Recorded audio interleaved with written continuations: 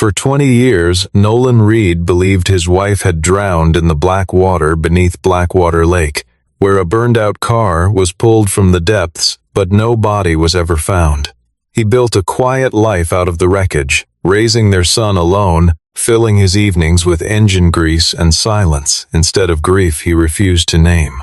Then, on a rain-soaked afternoon at the train station, he saw a face he had buried 2 decades earlier. Beside her stood a young woman with gray eyes that matched his own, eyes he had only ever seen in a mirror and in his son's face. The woman he had mourned looked at him, trembling, and whispered 4 words that undid everything he thought he understood about his own life. She told him not to say her name, because someone was still watching them. If you want to know how a wife the world called dead survived 20 years in silence, stay until the end, because the truth she carries will cost someone everything. Nolan Reed had come to the Blackwater train station for nothing more complicated than a crate of parts for the 1967 Mustang sitting half-finished in his shop, and he had expected the afternoon to end the way most of his afternoons ended, with grease under his fingernails and the radio playing low while he worked in peace. His life had settled into something manageable over the years, a small restoration garage on the edge of town, a house that still smelled faintly of sawdust, and a son named Elliot, who called less often now that he had built a career of his own 2 states away. Nolan had made peace, or something close to it, with the shape his life had taken after the accident that stole his wife from him when Elliot was barely 3 years old. He did not expect the crowd at the station to part the way it did, or for his eyes to land on a woman standing near the ticket counter whose face stopped his breath in his chest. She was older, thinner, and her eyes kept sliding toward the exits the way a person's eyes move when they have spent years learning not to be found. The station smelled of wet concrete and diesel, and somewhere behind him a departure board clattered through its rotations. But Nolan barely registered any of it. His whole body suddenly narrowed down to the single fact of her face. Nolan told himself it was impossible, that grief could conjure faces out of strangers if a man let it. But the longer he stared, the more certain he became that this was not a trick of memory. It was Maren. His wife, the woman he had married in a church with peeling paint and buried in a coffin that the coroner had sworn contained her remains, was standing 30 feet away in a station full of people who had no idea the ground beneath them had just shifted. Beside her stood a young woman, no older than 20, with dark hair and a familiar set to her jaw, and eyes the exact shade of gray that Nolan saw every morning in the mirror and had seen in his son's face since the day the boy was born. Nolan said her name before he could stop himself, and the sound of it seemed to physically strike her, because Maren flinched and grabbed the younger woman's arm and began pulling her toward the far doors before he had even taken a full step forward. He caught up to them on the sidewalk outside, rain starting to needle down around them, and demanded to know how a dead woman was standing in front of him breathing. Maren would not look at him directly, her attention fixed instead on a black sport utility vehicle idling across the street, its windows tinted dark enough that Nolan could not tell if anyone sat inside. She told him, in a voice stripped thin by fear, that they could not be seen standing together in a place with cameras, and that every second they lingered increased a danger he did not yet understand. When he pressed her for an explanation, she asked only one thing of him, that he take them somewhere no one would think to look. Before Nolan could answer, the young woman turned to Maren with a question that landed harder than anything else that afternoon. She asked, in a voice caught between hope and disbelief, whether this stranger standing in the rain was truly her father. Nolan drove them to the old storage building behind his garage, a space he used for parts he no longer needed but could not bring himself to throw away, and for a long moment none of them spoke, while rain drummed against the metal roof. The single bulb overhead buzzed and swayed slightly whenever wind pushed through a gap in the siding, throwing long shadows across shelves crowded with carburetors and coiled hose, and the smell of old motor oil settled over the three of them like something almost comforting in its ordinariness. Nolan sat on an overturned crate because his legs did not entirely trust him to stand, and he found himself studying the two women across from him the way he might study an engine that refused to start, searching for the one detail that would explain everything. He could not stop looking at the young woman, could not reconcile the shape of her face with anything he understood about his own history, yet some old animal instinct in him refused to dismiss what his eyes kept insisting was true. Maren finally broke the silence, her hands wrapped tightly around a paper cup of coffee she had not touched, and told him that when she vanished 20 years earlier, she had been carrying a child neither of them yet knew existed. Nolan felt some cold move through his chest, because even in the depths of his grief, he had never imagined a version of the truth that included a daughter he had never been told about. The young woman introduced herself as Sloane Hart, though she said the surname carefully, as though it belonged to a costume rather than a name. She explained that she had grown up believing her father died before she was born, a story repeated so many times that it had calcified into something she never thought to question. Only 2 weeks earlier, her mother had finally told her that her father was not dead at all, that he was alive and living less than a day's drive from where they had been hiding. Sloane did not call Nolan anything resembling a father in that first conversation, choosing instead to study him the way a person studies a stranger who happens to share their face, cataloging the similarities without yet trusting what they might mean.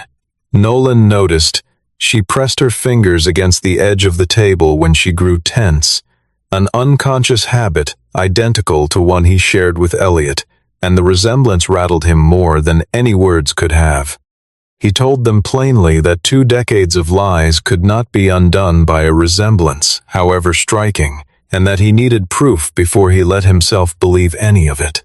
Maren agreed without hesitation, but warned him they could not send a sample to any ordinary laboratory, because Gideon Wycliffe had people embedded in hospitals, courts, and private data firms across the region. The name hit Nolan like a stone dropped into still water, because he remembered it from the earliest days of their marriage, back when Maren's family had made their disapproval of a small-town mechanic marrying into their world unmistakably clear. He understood then that whatever had pulled his wife back from the dead was not a simple story of a woman running from grief, but something far larger and far more dangerous than he had allowed himself to imagine. Before he could ask another question, Maren reached into her bag and set a photograph on the table between them, its edges worn soft from handling. It showed Nolan walking a 3-year-old Elliot into his first day of preschool, an ordinary morning frozen in time, except the photograph had clearly been taken 12 years after the date on Maren's death certificate. The story that unfolded that evening carried Nolan back 20 years, to a version of his life he had only ever understood in fragments. Maren had been born into the Wycliffe family, daughter of the late Augustus Wycliffe, the founder of Wycliffe Crown Holdings, an empire built across decades of shrewd investment and careful public image. She had never wanted the crown that came with the name, choosing instead to marry a mechanic from a town most of her relatives could not locate on a map, and she had endured her family's cold disapproval without complaint because Nolan had never once made her feel like a consolation prize. In the early years of their marriage, she used to joke that the Wycliffe name was a coat she had finally learned to take off, hanging it by the door of their small house, and stepping into a life measured in oil changes and grocery lists instead of boardrooms. She had believed, foolishly perhaps, that distance alone would be enough to keep the family's ambitions from ever touching the life she had built for herself. After Augustus died, his younger brother Gideon assumed control of the company and, with it, control over nearly everything the Wycliffe name still touched. Marin had watched her uncle tighten his grip on the family's fortune with a patience that unsettled her long before she understood exactly why. 3 days before she disappeared, Marin discovered that Gideon had been siphoning hundreds of millions of dollars out of the company's employee pension fund through a web of shell corporations designed to obscure the trail. Digging further, sleepless and increasingly afraid, she found documents suggesting her own father's signature had been forged across dozens of financial filings in the years before his death, papers that would have exposed a fraud stretching back further than she dared imagine. She made the decision to gather every piece of evidence she could find and deliver it to federal investigators, believing naively that the truth alone would be enough to protect her family from her uncle's ambition. Gideon learned of her plan before she could act on it, and his response was not a threat spoken aloud but a manila envelope left on her doorstep containing photographs of Nolan and Elliot taken without their knowledge, proof that her family knew exactly where to find the people she loved most. Silas Crow, the family's longtime director of security, came to her that same week with an offer that felt less like rescue and more like surrender. He told her that if she wanted her husband and son to remain safe, her grief would need to be real in every detail, because Gideon would not be fooled by a staged disappearance if Nolan's mourning ever wavered into something less than genuine. A car resembling Marin's was pushed into Blackwater Lake and set ablaze before sinking, and the dental records used to identify the body recovered from the wreckage had been quietly substituted by someone loyal to the family.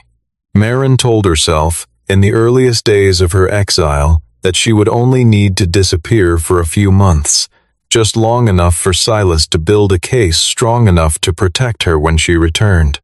Those months stretched into years, and the years eventually became 2 decades she never intended to lose.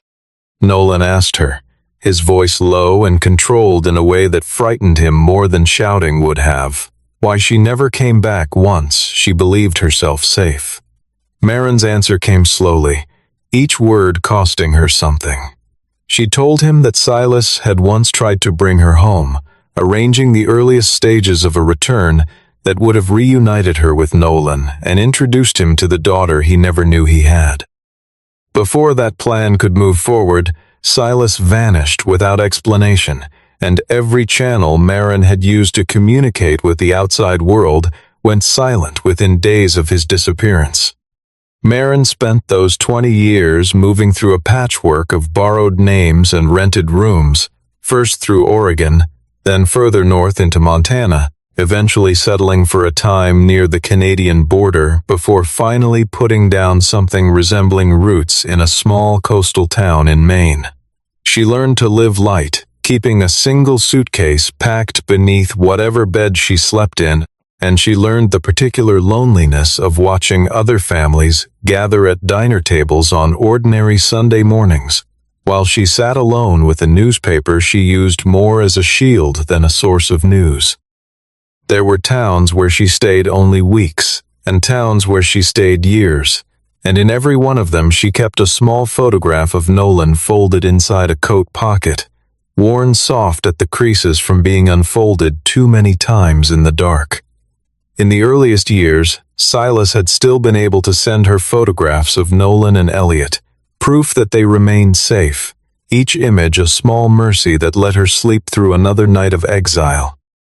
He had also warned her, again and again, that Gideon's people had never stopped watching Blackwater, waiting patiently for the moment she made a mistake that would confirm what he already suspected. Marin wrote letters during those years, dozens of them, addressed to a husband who would never receive a single one, because she trusted no method of delivery except passing them through Silas, and Silas alone controlled whether they ever left his hands. When Silas disappeared, Marin was left with no way to know whether he had betrayed her, been discovered by Gideon, or simply been erased the way so many inconvenient people in her family's orbit seemed to disappear. Without a trusted intermediary, She convinced herself that any attempt to reach out would place Nolan and Elliot directly in danger.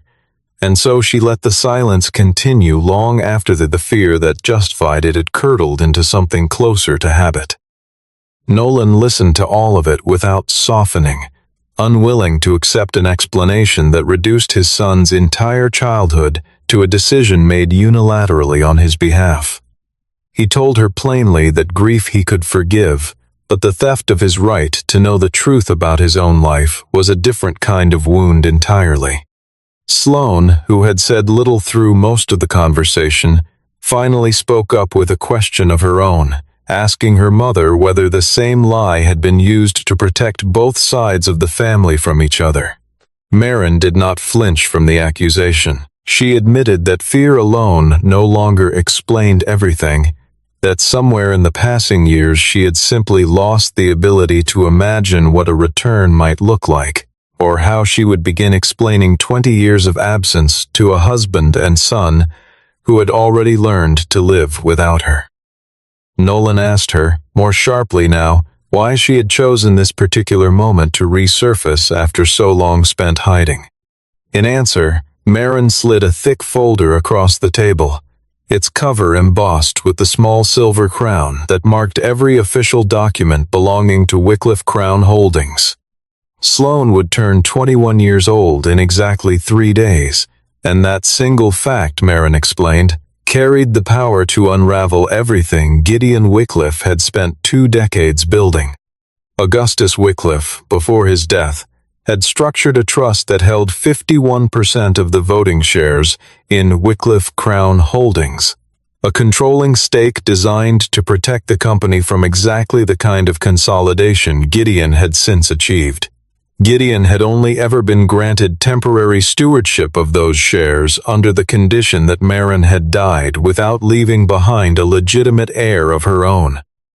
A hidden clause within the trust, one Gideon believed had died with Augustus, specified that control would automatically revert to Marin or to her biological child the moment that child turned 21, and that the transfer would trigger a mandatory audit of every pension fund and corporate account the company controlled. For 20 years, Gideon had built his empire on the confident assumption that Marin was dead and that no heir existed to threaten his position. He was, at that very moment, finalizing the sale of a substantial portion of the company to a foreign investment fund. A deal structured to close before Sloane's birthday made her legal claim impossible to ignore. Once that sale closed, Marin explained, the financial evidence of Gideon's fraud would be scattered across so many shell companies that even a federal investigation might never fully reconstruct it. She possessed only a copy of the trust's hidden clause, because the sole original document had been hidden by Silas Crow somewhere in Blackwater before his disappearance 2 decades earlier. Days before showing up at the train station, Marin had received a recording from a lawyer representing Silas's estate, a message set to release automatically after his death, and in it Silas revealed that the original document had been concealed inside something belonging to Nolan. Nolan felt the memory surface before he consciously reached for it, the image of a wooden toolbox Marin had given him the day he opened his garage, a gift he had treasured enough to keep for 20 years without ever suspecting it held anything but wrenches and sockets. The 3 of them drove back to the shop through streets slick with rain, headlights smearing gold across the wet asphalt, and none of them spoke because there seemed to be nothing left that words could accomplish. When they arrived, Nolan found the toolbox exactly where it had always sat, undisturbed in the corner of the storage room for 2 full decades, its brass latches dulled with age but still intact beneath a thin film of dust. When he pried it open, his hands were not entirely steady, and what he found waiting inside was not the sealed document Marin had described, but a room that had clearly been searched already. Drawers overturned and the lock on the storage door forced open sometime before their arrival. Scrawled across the wall behind the emptied toolbox, in handwriting none of them recognized, was a single sentence meant to be read as both a warning and a threat. The words read, simply, that the dead ought to know better than to stop staying buried. Shaken but unwilling to retreat, Nolan reached out that same night to Delaney Price, a lawyer he had trusted since their school years together, and the only person he could think of with the expertise to make sense of a trust document this complicated. She arrived at the garage, still dressed from a late night at her own office, reading glasses pushed up into her hair, and listened to the entire story without once interrupting, her expression shifting slowly from polite skepticism to something closer to alarm as the pieces began to fit together in front of her. Delaney confirmed that the clause Marin described could well be legally binding, but cautioned that a photocopy alone would never withstand the scrutiny of a company as well-resourced and well-lawyered as Wycliffe Crown Holdings. She suggested bringing in Elliot, whose career as a forensic data auditor made him uniquely suited to trace the layers of shell companies Gideon had used to hide his fraud, even though the suggestion meant reopening a wound Nolan had spent years trying to protect his son from. Elliot arrived in Blackwater the following morning, fully convinced that his father had fallen victim to a pair of elaborate con artists preying on an old man's unresolved grief, and he had rehearsed the entire drive down a version of the conversation where he gently but firmly talked his father back to reason. That certainty collapsed the moment he saw Marin's face in person, recognizing in an instant the same features he had only ever known from a handful of surviving photographs kept in a drawer his father rarely opened. Photographs he used to study as a boy, trying to imagine a voice to match the smile. Something in his chest went hollow and cold, the careful speech he had prepared dissolving into nothing at all. There was no tearful reunion, no embrace between mother and son separated by 20 years of silence. Instead, Elliot asked her, with a controlled fury that surprised even him, where she had been during every birthday, every graduation, every night his father worked a second job just to keep a roof over their heads.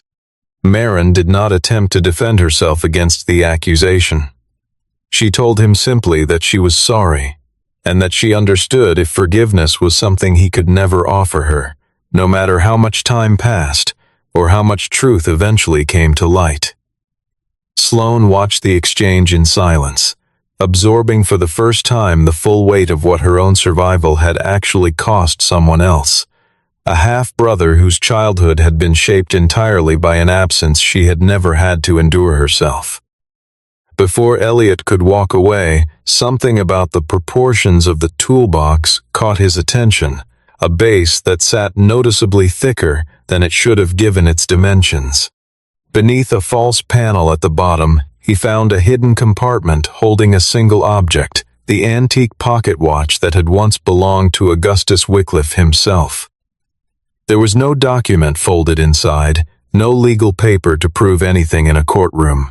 Instead, the watch's case concealed only a small brass key and a handwritten string of numbers that Elliot immediately recognized as belonging to a bank account.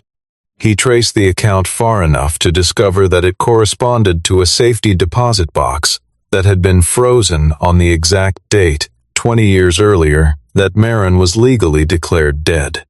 Delaney filed an emergency motion the following morning to force the bank to open the frozen deposit box, and word of the filing reached Gideon Wycliffe faster than any of them anticipated. Within hours, Wycliffe Crown Holdings launched a coordinated media campaign painting Nolan as a man being manipulated by an imposter attempting to extort the family for money, complete with grainy photographs of Nolan and Marin standing together at the train station splashed across local news broadcasts. Longtime customers began canceling contracts with Nolan's garage overnight. His bank accounts came under sudden and unexplained scrutiny, and police arrived within the week to search his property based on an anonymous tip claiming he possessed documents stolen from the Wycliffe family. Nolan endured all of it with a grim, practiced patience, understanding by then that Gideon's reach extended into places he had never imagined a single family could touch. Gideon himself appeared at the garage not long after the police left, arriving without warning and without the security detail Nolan had expected a man of his stature to require. Dressed in a coat too fine for a town like Blackwater, his shoes clicking against the concrete floor with an unhurried confidence that made Nolan's jaw tighten. He walked slowly among the half-finished cars, running one gloved finger along a fender, as though inspecting merchandise rather than standing inside a stranger's livelihood. He made no direct threats, choosing instead a quieter and more insidious approach, offering Nolan $20 million in exchange for a signed statement declaring that the woman traveling with him was not, in fact, Maren Wycliffe. Gideon reasoned aloud that Nolan owed nothing to a wife who had allowed him to believe her dead for 2 decades, framing the offer as mercy rather than bribery. For one unsettling moment, standing in his own garage surrounded by the wreckage of his reputation, Nolan felt something close to temptation, though it had far less to do with the money than with a rage toward Maren he had not yet allowed himself to fully feel. Gideon made his first true mistake in that conversation, referring to Sloane by her full legal name, a name known only to Maren, Nolan, and Delaney, a detail that should have been impossible for him to know unless he had been tracking the girl for years. The slip told Nolan everything he needed to understand about how long Gideon had actually known of his niece's existence, and it hardened whatever resolve had briefly wavered inside him. He refused the offer outright, and within days, a discreet paternity test conducted under Delaney's supervision confirmed what Nolan had already begun to accept in his heart, that Sloane was his daughter with a probability that left no reasonable room for doubt. Delaney warned them immediately afterward that private test results, however conclusive, would never be enough on their own to sway a corporate board loyal to Gideon's version of events. That same evening, Gideon sent Sloane a private message, one crafted with the precision of a man who understood exactly which doubts would cut deepest. It suggested, without offering any specifics, that her mother had never told her the full truth about the night the car went into the lake. Rattled by the message, Sloane arranged a secret meeting with Gideon at the Wycliffe family's downtown hotel, desperate to understand what piece of the story her mother had left incomplete. She sat across from him in a lounge decorated in muted gold and marble, acutely aware that everyone around her seemed to know exactly who he was while no one had any idea who she was, a strange and unsettling kind of invisibility for a woman who had just learned she stood to inherit half of everything in the room. Gideon presented her with documents showing that Maren had, at one point, been offered a place in a formal witness protection program, a legitimate path to safety that she had ultimately declined. He used the revelation carefully, planting the idea in Sloane's mind that her mother had never been purely a victim of circumstance, but a woman who had, at least in part, chosen the life of hiding that followed. When Sloane confronted her about it later, Maren did not deny the accusation. She admitted that fear alone had not been the whole reason for her refusal, explaining that the program would have required surrendering every piece of evidence she had gathered, and permanently severing her ability to shape the future of the child she was carrying. Maren confessed she had never been entirely certain whether the official handling her case had already been compromised by Gideon's influence, a suspicion that made the offered protection feel less like safety and more like another kind of trap. Nolan remained disappointed by the choice, but he found himself beginning to understand, however reluctantly, that nearly every decision Maren had made over 20 years had been shaped by a system Gideon had already learned to bend to his will. Elliot, meanwhile, spent his nights combing through Silas Crow's old digital records and uncovered dozens of letters Maren had written and mailed to Blackwater over the years, every one of them rerouted instead to a storage facility owned by a security firm under Wycliffe control. Gideon, it turned out, had been intercepting his niece's correspondence for the better part of 2 decades, ensuring not a single word of her attempted contact ever reached the family she had left behind. In the final letter Elliot recovered, dated only a week before Silas vanished, Maren had written that she intended to come home no matter the danger it might bring. The discovery gave Elliot a version of his mother he had not expected, a woman who had genuinely tried to return long before he was ready to forgive her for the years she had not. Delaney, working a separate angle, tracked down the forensic pathologist who had originally signed off on the identification of the body recovered from Blackwater Lake, a woman named Lydia Voss, who had long since left the county coroner's office. Under careful questioning in a small kitchen that still smelled of the coffee she had brewed out of nervous habit, Lydia admitted that the dental records used in the identification had been quietly swapped by a superior before she ever saw the original file. A confession she had carried in silence for 20 years out of fear for her own career and safety. Her hands shook slightly as she spoke, and she confessed that she had thought about that file more nights than she could count, wondering whether the woman she had unknowingly helped erase was out there somewhere, still alive, still waiting for someone to tell the truth. She agreed to testify, but only if Delaney could guarantee her legal protection from whatever retaliation Gideon might attempt once her statement became public. With Lydia's cooperation secured, Delaney finally succeeded in forcing open the long-frozen safety deposit box tied to the numbers hidden inside Augustus Wycliffe's pocket watch. Instead of the original trust document they had all hoped to find, the box contained nothing but an empty envelope and a single photograph, one showing Miles Harrow, the company's longtime chief financial officer, removing something from the very same box a full decade earlier.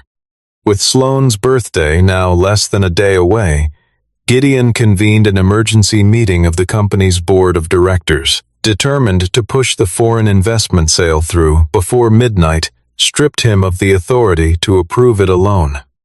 Nolan, Maren, Sloane, Elliot, and Delaney arrived together at the towering Wycliffe Crown headquarters, its glass facade catching the last orange light of evening, only to be stopped at the lobby entrance, because Maren remained on every official record a woman who had been legally dead for 20 years.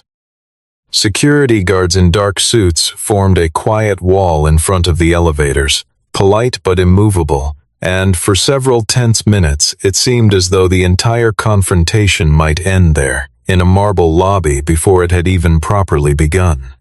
Delaney fought to secure entry using Lydia Voss's sworn statement as leverage, demanding the board delay any vote until the question of Maren's identity could be formally addressed. Gideon met them in the lobby himself, visibly amused, mocking Nolan in front of several arriving board members as nothing more than a small-town mechanic whose greed had finally gotten the better of him. It was Miles Harrow, arriving unannounced and clearly agitated, who changed the direction of the entire confrontation. He confirmed, without being asked, that he had indeed removed documents from the safety deposit box exactly 10 years earlier, a fact everyone in the room initially assumed would only strengthen Gideon's position.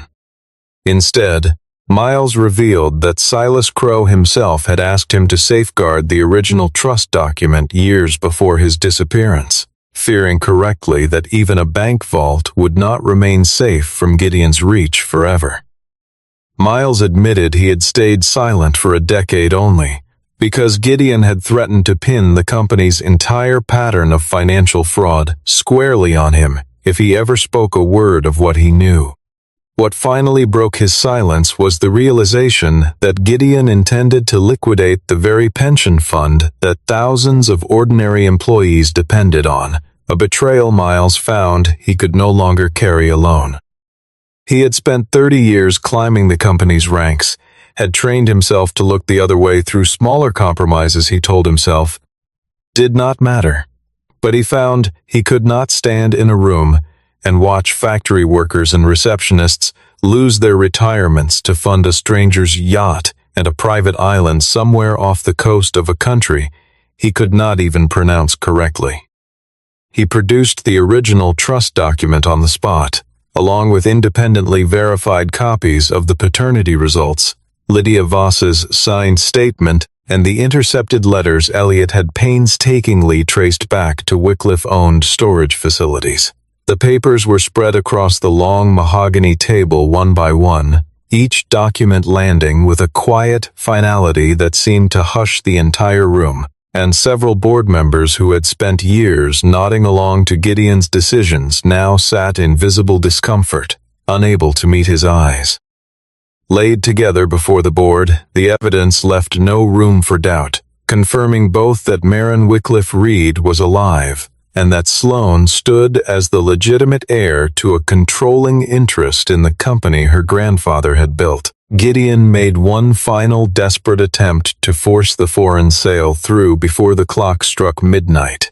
But the moment Sloane's birthday arrived, his temporary authority over the disputed shares was automatically suspended by the very clause he had spent 20 years believing no longer existed.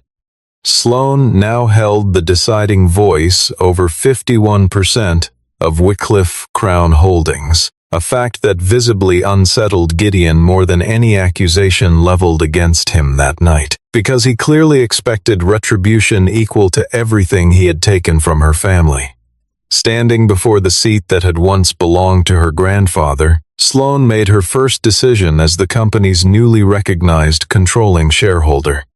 She did not choose to remove Gideon from the board out of vengeance. Instead, she ordered the company's entire financial history opened without restriction to federal investigators.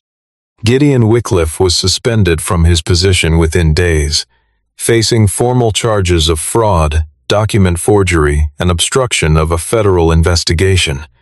His empire dismantled not through any dramatic act of revenge, but through the quiet weight of paperwork he had spent 2 decades believing was permanently under his control. Maren refused every suggestion that she step into the role of chief executive herself, choosing instead to hand day-to-day authority to an independent oversight board while insisting, as her first and only non-negotiable condition, that the depleted pension fund be restored to every employee it had once belonged to. Sloane, for her part, wanted no part of a life defined entirely by inherited wealth and corporate obligation. She agreed to retain her voting authority, but chose to remain focused on finishing her education, involving herself only in the company's most significant ethical decisions rather than its daily operations. Elliot was not yet ready to call Maren his mother, and he made no pretense otherwise, but he agreed to let her write to him again, this time using a real address and no intermediary standing between them, and he found himself, against his own expectations, checking the mailbox a little more eagerly than he would have admitted to anyone. Sloane asked her father, quietly and without any real expectation, whether he wanted to run the paternity test a second time, now that the truth carried no legal urgency behind it. Nolan told her he did not need another piece of a paper to confirm what he had already understood the moment he first saw her eyes at the train station. Maren asked him for a chance to begin again, though she asked it carefully, without any assumption that the years lost between them could simply be waved away by good intentions. Nolan did not slide his wedding ring back onto his finger that night, and he did not pretend that 20 years of grief and silence could be forgiven in a single conversation. He told her plainly that the marriage they once shared had ended the day the world declared her dead, and that whatever came next between them would have to be something new, built honestly from the ground up rather than salvaged from what had been lost. Maren accepted that condition without argument, and for a moment something in her posture eased, as though she had been braced for a harsher answer than the one he had given. She asked, almost tentatively, whether she might come back to the garage the following morning. Nolan considered the question for a long moment before answering. Tomorrow, he told her, sounded like a reasonable place to start. A year passed before Blackwater truly settled back into something resembling ordinary life, though nothing about it felt quite the same as it had before. Reed Restoration reopened under a freshly painted sign, but Nolan kept the old wooden toolbox exactly where it had always sat in the corner of his office, a reminder he had no interest in packing away. Wycliffe Crown Holdings entered a long and painful process of restructuring under new oversight, its pension fund gradually restored to the employees who had been quietly robbed of it, while Gideon awaited trial as former allies within his own network chose cooperation with investigators over continued loyalty to a man whose empire had already collapsed. Elliot began having dinner with Marin every few weeks, cautious and imperfect, the two of them relearning each other slowly, rather than pretending 20 years apart could be erased through effort alone. Sloane spent her school breaks working part-time at the garage, admitting freely that she had little natural talent for engine repair, often leaving smudges of grease on her jeans that never quite washed out, though she discovered, almost by accident, that she could recognize a faulty engine sound with the same instinctive ear her father had always possessed. Marin and Nolan had not remarried, choosing instead to date cautiously, arguing sometimes over small things, relearning each other's habits and history without flinching away from the parts of the past that still ached. On a quiet afternoon many months later, with autumn light slanting low through the open bay doors and the radio humming an old song neither of them bothered to name, Nolan stood beside Sloane in front of a fully restored Mustang gleaming under the shop's fluorescent lights. Its work finally complete after months of careful attention. The car's paint caught the light the way it had, the day Marin first gave him the toolbox, a coincidence Nolan chose to notice rather than dismiss. Sloane caught his reflection in the rearview mirror, and, for the very first time since the day they met at that rain-soaked train station, called him something other than a stranger who happened to share her face. She called him Dad. Nolan did not answer right away.